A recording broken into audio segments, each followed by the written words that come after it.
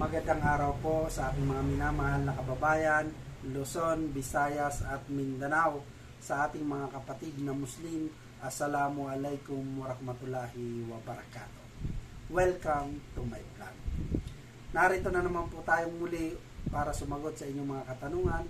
Pero bago yan, sa mga hindi pa nag-subscribe, pwede po bang pakiclick muna ang ating subscribe button? Okay? Para sa mga nanonood ng vlog natin ngayon, ang tatalakayin natin ngayon ay tungkol sa online deliveries or rejected items. Yan, magandang talakayan. Pag-usapan natin yan.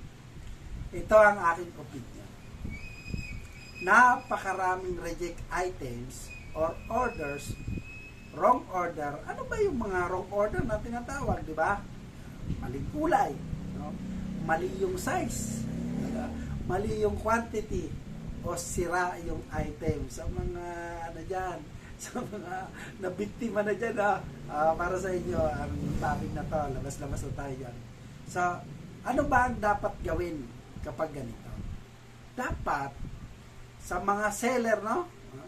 Dapat kayo ang mag-pick up ng items para ibalik sa inyo. No? Huwag niyong pahirapan ang mga buyers. Mali nyo yan eh. Di ba? Seller ang dapat mag-shoulder ng cost sa pag-shipping kung for refunding. No?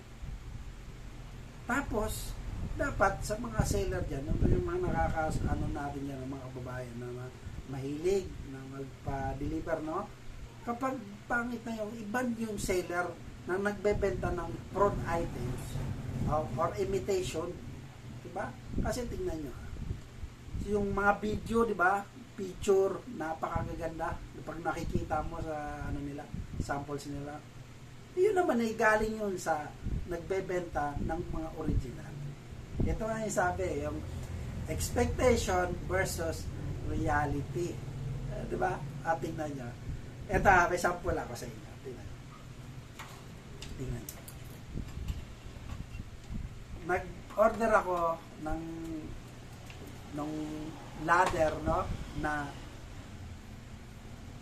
yung step ladder, yung 2-layered, ang in-order ko 2-layered. Bakit ito?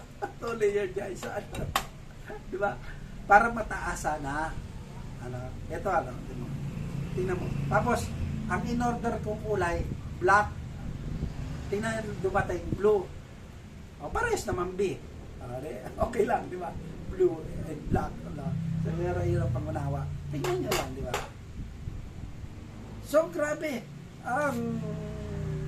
Marami dyan na nangyayari na napakaganda sa picture, sa video.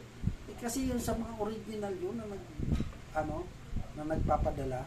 So, makikita parang kinukuha lang din nila mga Lazada dyan, di ba? Sa mga TikTok. Tapos, napakaganda pa ng sa Shopee, especially. Special version. Kasi ang gaganda no? Ang gaganda ng mga picture, video. Pagdating doon, yun po, mali na yung mga kulay, mga size, tapos mga ang papangit na kumbaga sa ano. So dapat diyan sa mga pamunuan na yan o sa mga seller, paano naman natin ibabalik? Kasi meron diyan, tingnan niyo. Sasabihin nila, sige ma'am, sir, pakibalik na lang po. Saan may ibabalik? Doon sa ganito, ipapadala nyo sa mga GNT, no?